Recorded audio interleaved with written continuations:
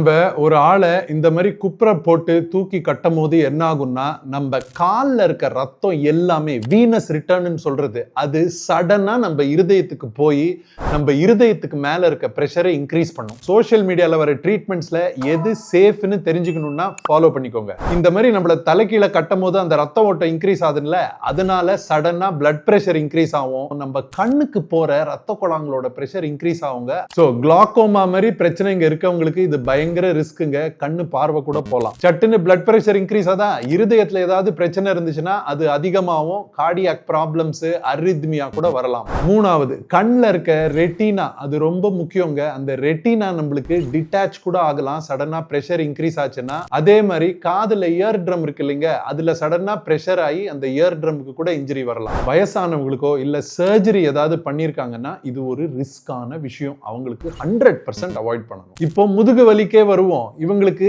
எந்த காரணத்தால முதுகு வலி இருக்குன்னு தெரியாம அவங்களுக்கு இன்ஃபெக்ஷனால முதுகு வலி இருக்கு, இல்லனா முதுகு எலும்புல ஏதாவது பிராக்சர் ஆயிருக்கு, இல்லனா ஸ்பாண்டிலோலிஸ்தசிஸ்னு ஒரு கண்டிஷன் இருக்கு. அப்படின்னா ஸ்பைனை ஒன்னு பின்னால ஒன்னு பிடிச்சிக்குது இல்ல ஒரு லாக், அந்த லாக்ல சில பேருக்கு பிராக்சர் இருக்கலாம், அதனால எலும்பு ஸ்லிப் ஆயிருக்கலாம். அந்த மாதிரி ரீசன்ஸ் ஏதாவது இருந்துச்சுன்னு வைங்க, அதை மிஸ் பண்ணிட்டு இந்த ட்ரீட்மெண்ட்டை ட்ரை பண்ணா பாராலிசிஸ் வரதுக்கு கூட சான்ஸ் இருக்கு. அண்ட் அந்த நோய்ங்க அதிகமாகிறதுக்கும் சான்ஸ் உண்டு. ரிசர்ச் படி இந்த ட்ரீட்மெண்ட்ல தற்காலிக நிவாரணம் வேணா வரலாங்க கொஞ்ச நேரத்துக்கு. ஏன்னா மசில் கொஞ்சம் ரிலாக்ஸ் ஆகும், இல்லைன்னா பிளசிபோ எஃபெக்ட், என்னமோ ட்ரீட்மெண்ட் பண்ணியிருக்கோமேன்னு கொஞ்ச நேரத்துக்கு பெட்டரா இருக்கும்.